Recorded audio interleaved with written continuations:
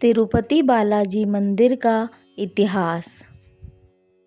भारत में कई चमत्कारी और अद्भुत मंदिर स्थित हैं, जिसके दर्शन मात्र के लिए भक्त दूर दूर से पहुंचते हैं।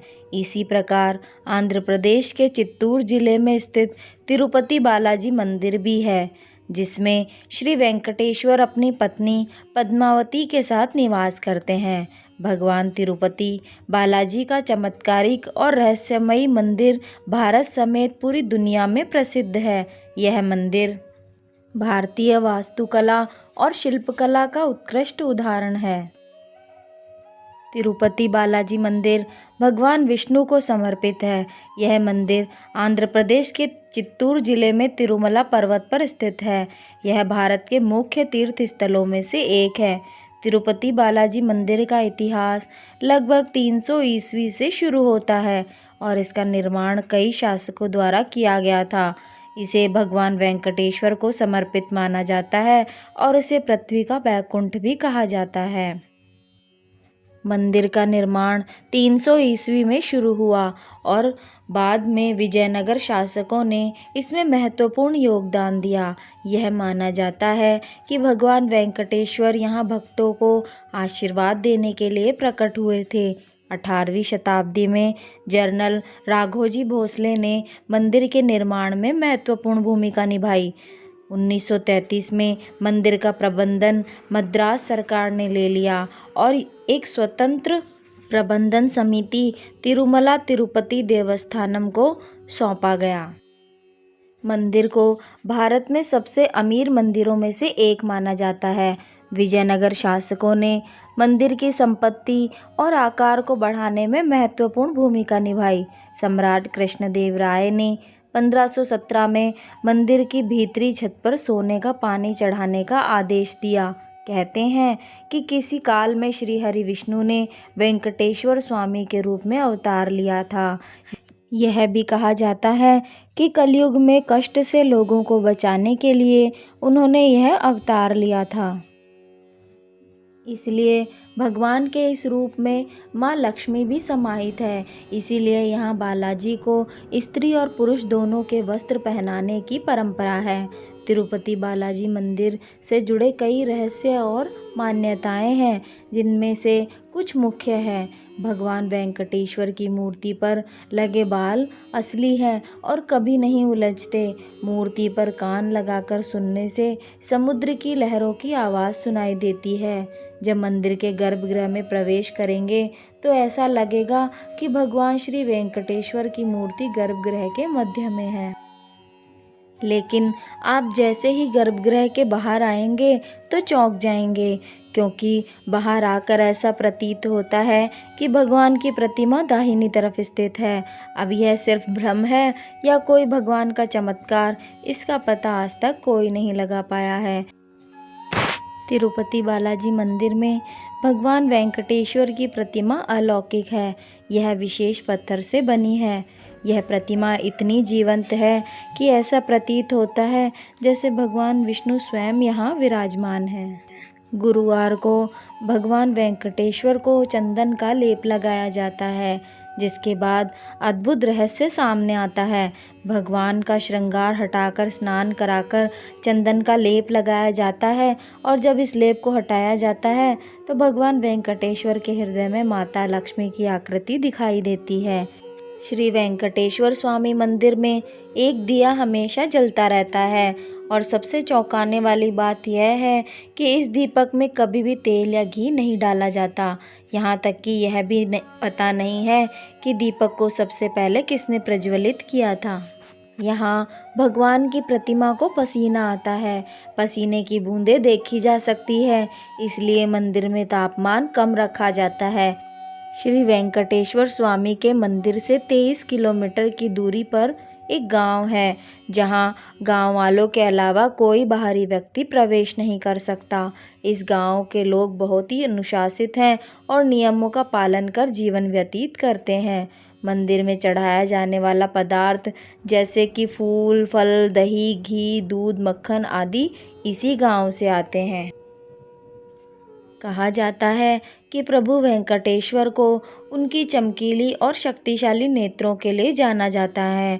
भक्त भगवान की आंखों में सीधे नहीं देख सकते क्योंकि वे ब्रह्मांडीय ऊर्जा का उत्सर्जन करते हैं।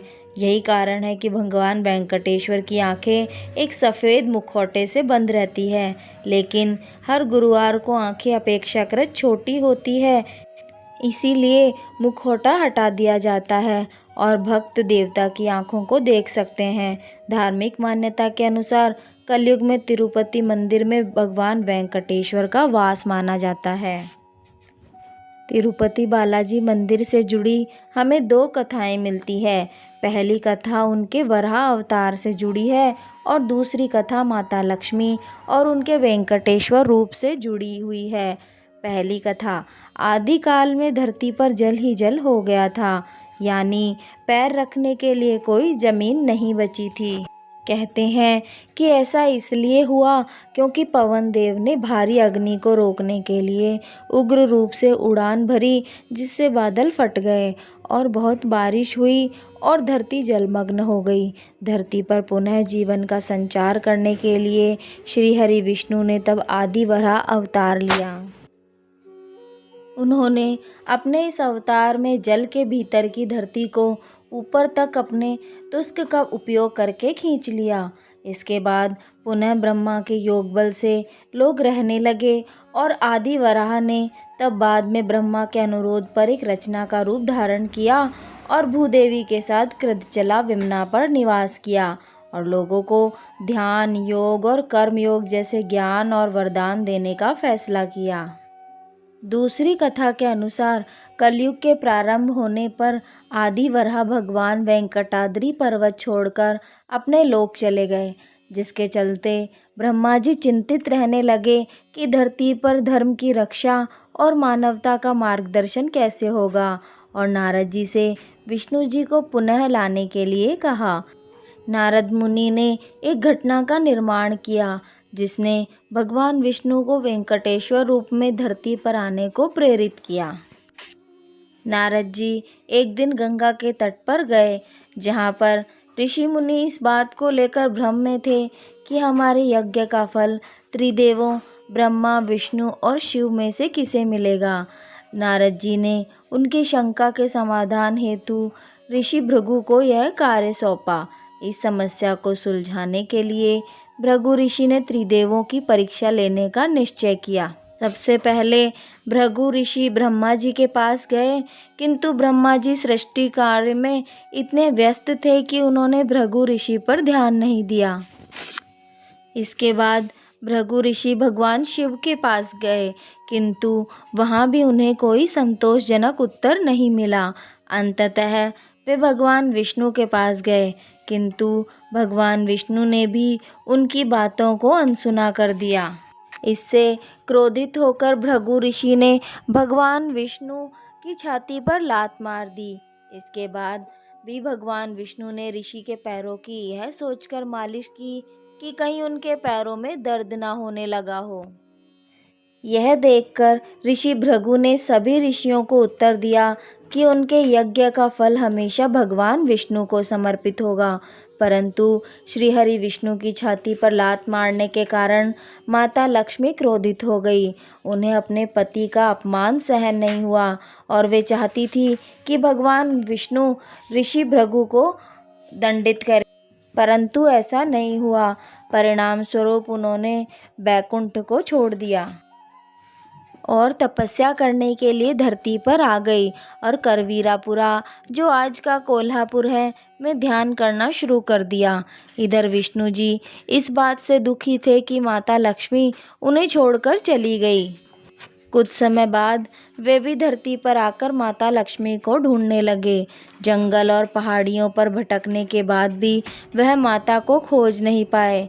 आखिर परेशान होकर विष्णु जी वेंकटाद्रि पर्वत में एक चींटी के आश्रय में विश्राम करने लगे।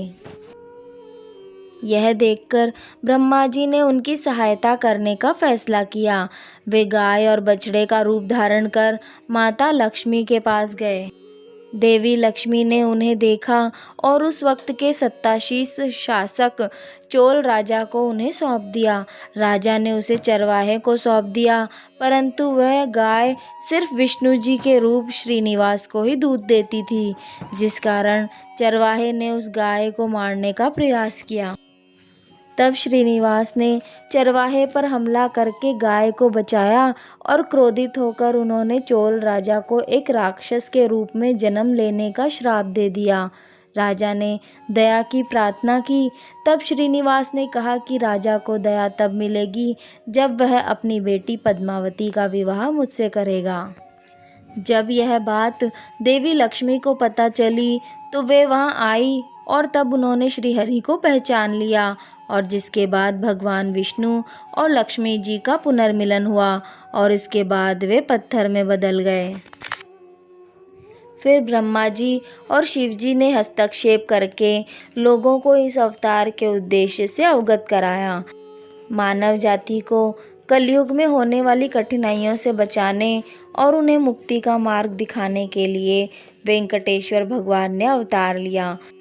ऐसा माना जाता है कि भगवान विष्णु स्वयं इस रूप में धरती पर प्रकट हुए और कलयुग में लोगों को मार्गदर्शन प्रदान करते हैं। ऐसा माना जाता है कि भगवान वेंकटेश्वर कलयुग के दौरान मानव जाति को मार्गदर्शन प्रदान करते हैं और उन्हें मुक्ति का मार्ग दिखाते हैं। तिरुपति बालाजी मंदिर को भूलोक वैकुंठम भी कहा जाता है, जिसका अर्थ है पृथ्वी पर विष्णु का निवास। भगवान के इस रूप में माँ लक्ष्मी भी समाहित है, इसीलिए यहाँ बालाजी को स्त्री और पुरुष दोनों के वस्त्र पहनाने की परंपरा है। बालाजी को प्रतिदिन नीचे धोती और ऊपर साड़ी से सजाया जाता है। कथा अनुसार जब भगवान वेंकटेश्वर का पद्मावती से विवाह हुआ था, तब एक परंपरा के अनुसार वर को शादी से पहले कन्या के परिवार को एक तरह का शुल्क देना होता था, लेकिन भगवान वेंकटेश्वर ये शुल्क देने में असमर्थ थे। इसीलिए उन्होंने कुबेर देवता से ऋण लेकर पद्मावती से विवाह किया और वचन दिया कि कलयुग के अंत तक वे कुबेर का सारा ऋण चुका देंगे। उन्होंने देवी लक्ष्मी की ओर से भी वचन देते हुए कहा कि जो भी भक्त उनका ऋण लौटाने में उनकी मदद करेंगे, देवी लक्ष्मी उन्हें उसका 10 गुना ज़्यादा धन देंगी। आपको यह वीडियो कैसी लगी हमें कमेंट करके ज़रूर बताएं और हमारे चैनल को लाइक, शेयर और सब्सक्राइब करें। धन्यवाद।